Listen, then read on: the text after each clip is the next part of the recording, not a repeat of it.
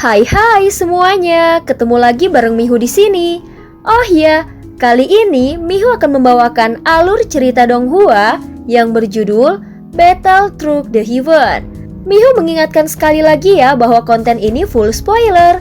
Tanpa lama-lama lagi, yuk langsung aja kita masuk ke isi ceritanya.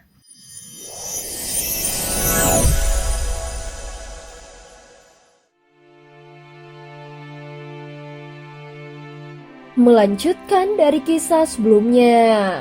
Sebelumnya Xiaoyan memasuki bintang hati merah dan bertemu dengan teman lamanya. Bulan seperti menyusut, namun waktu seakan hanya meninggalkan jejak pada diriku saja. Sementara saudara Xiaoyan masih seperti dulu tidak berubah sedikit pun. Hua Buyu mengeluarkan telapak tangannya dan menggenggam erat tangan Xiaoyan. Meskipun hubungan mereka tidak bisa dikatakan sangat dalam, namun di tengah perjalanan waktu yang panjang ini hubungan mereka tumbuh menjadi suatu ikatan yang tulus dan langka. Saudara Yu, ada apa dengan tubuhmu? Sepertinya itu tidak baik, ucap Xiaoyan sambil memandangi Hua Buyu yang tampak menua dengan aura kematian samar yang mulai menyelimuti tubuhnya. Aku tidak terluka dan baik-baik saja, jawab Hua Buyu pelan. Aku hanya menikmati proses menua ini dan bersiap menyambut akhir kehidupan. Dalam perjalanan hidup yang panjang ini, bila tidak ada yang perlu dirindukan, buat apa bertahan lebih lama? Hua Buyu tersenyum seolah telah memahami esensi dari hidup. Bagaimanapun kehidupan akan berakhir dan itu adalah hal yang wajar. Saudara Xiaoyan, aku tidak menyangka sebelum aku pergi aku masih sempat bertemu denganmu sekali lagi. Ini sudah cukup bagiku. Hua Buyu terus tersenyum dan mengangguk. Dia pun tidak mengatakan apa-apa lagi. Dia tahu setiap orang memiliki jalan hidupnya sendiri. Saat ini dia tidak lagi ingin mencampuri pilihan orang lain. Tidak ada yang tahu apa yang telah dialami oleh Hua Buyu selama ribuan tahun ini. Tetapi tampaknya ini akan menjadi pertemuan terakhir mereka. Mereka tidak mengobrol panjang atau bernostalgia, bahkan tidak ada minuman keras yang disajikan. Hanya setelah menyeruput seteguk teh, Xiaoyan pun langsung berdiri. Jika selama hidup ini kita tidak mengecewakan orang lain, juga tidak mengecewakan diri sendiri, itu sudah cukup. Saudara Hua Buyu, sampai jumpa. Setelah kalimat itu terucap, Hua Buyu tetap tersenyum. Kali ini dia terlihat lebih seperti seorang petapa tua yang damai. Dia tidak memberikan jawaban karena memang sudah tidak perlu ada jawaban apapun lagi. Saat Xiaoyan kembali ke kapal Dewa Kuno, tatapan Longyan masih tertuju pada jantung merah yang mengambang di ruang hampa. Longyan, apakah jantung ini masih menunjukkan reaksi yang khusus? Tanya Xiaoyan dengan ringan. Mendengar ini Longyan sedikit terkejut dan menggelengkan kepalanya dengan pelan. Ini sepertinya adalah jantung leluhur dari klan Zujiujin. Tetapi kini sudah benar-benar membeku dan tidak ada apa-apa yang tersisa. Xiaoyan langsung mengangguk dengan ringan.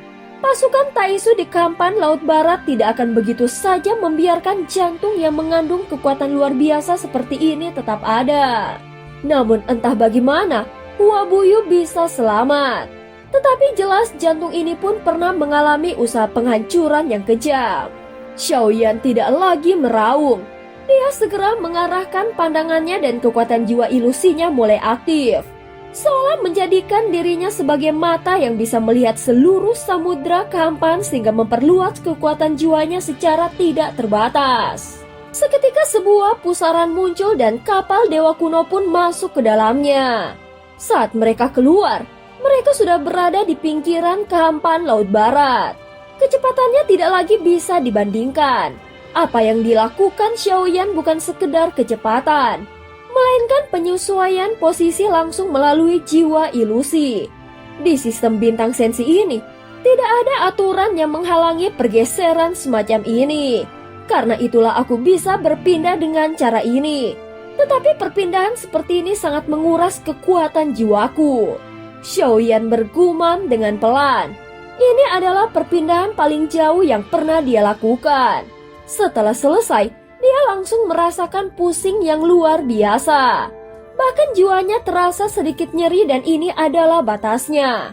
Jika menggunakan bahtera sekalipun, maka butuh waktu lebih dari 10 tahun dan harus menembus beberapa lubang hitam untuk bisa mencapai lokasi ini. Namun dengan jiwa ilusi, Xiaoyan hanya memerlukan waktu sekejap untuk sampai. Setelah ini selain akan menuju ke ruang Dewa Kekacauan, Xiaoyan terlebih dahulu mengantar Xiao Yueli kembali ke wilayah dunia bawah. Dia adalah Raja Ming, dan dengan Raja Tianzang yang pergi ke dunia pegunungan dan lautan, maka Xiao Yueli harus tetap berada di sana untuk menjaga wilayah itu. Setelah perpindahan yang begitu menguras tenaga, sisa perjalanannya kini hanya bisa ditempuh dengan bantuan kapal dewa kuno. Ketika kekuatan jiwanya telah pulih, mereka pun sudah tiba di wilayah dunia bawah. Lier, di mana Wang Cai? Ayah membutuhkannya untuk memanduku ke ruang dunia kekacauan. Tanpa banyak bicara, Xiao Yueli langsung meniup peluit kecilnya. Begitu mereka tiba di wilayah ini, Xiaoyan bisa merasakan aura Yueli meningkat besar. Bagaimanapun, ini adalah tempat asalnya. Kekuatannya bisa berkembang dengan cepat.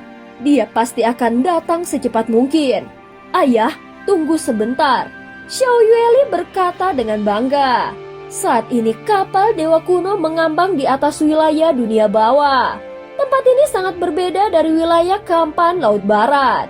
Lautan kehampaannya tidak sepenuhnya gelap, tetapi dipenuhi kabut dan aura misterius seolah berada di negeri tersembunyi para dewa. Setelah sampai, Xiaoyan memejamkan matanya. Dia tidak berkata apa-apa tetapi diam-diam mengamati fluktuasi aura Ye Beijing. Wilayah dunia bawah memiliki posisi sangat penting di dalam sistem bintang sensi.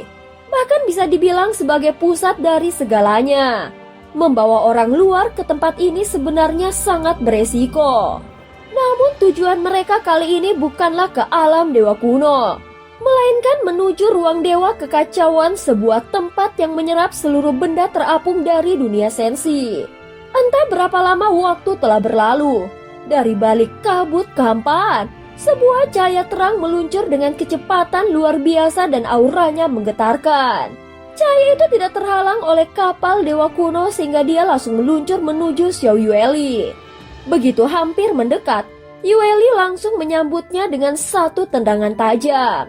Terlihat seekor anak anjing mungil berbulu lebat tiba-tiba melompat keluar dan berguling-guling di lantai beberapa kali.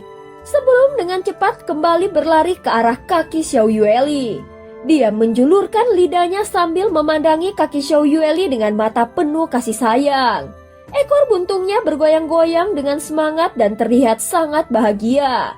Cai, ayahku sedang ada urusan yang penting, ucap Yueli dengan nada tegas. Meskipun bukan manusia, anjing kecil itu tampaknya mengerti ucapannya. Mungkin sesuatu yang tidak diperdulikan oleh orang lain. Begitu mendengar perkataan Xiao Yueli, telinga anjing itu langsung mulai tegak. Lalu dia berputar sekali dan segera menemukan Xiaoyan. Kita perlu pergi lagi ke ruang dewa kekacauan. Jadi aku akan merepotkanmu, ucap Xiaoyan sambil menatapnya. Dulu saat pertama kali mencari ruang dewa kekacauan, mereka menggunakan bantuan dari binatang ruang hampa. Sekarang mereka menggunakan Wang Cai yang juga merupakan salah satu jenis makhluk ruang hampa tingkat tinggi. Dia memiliki kemampuan untuk menemukan ruang dewa kekacauan yang tersembunyi. Begitu mendengar permintaan itu, Wang Cai langsung melesat keluar dari kapal dewa kuno. Dalam sekejap sosoknya lenyap tanpa jejak. Dia sudah pergi, tanya seseorang dengan penasaran. Dia akan kembali. Kemampuan Wang Cai tidak perlu diragukan, jawab Xiao Yueli dengan nada yang dingin. Tidak diketahui berapa lama waktu berlalu.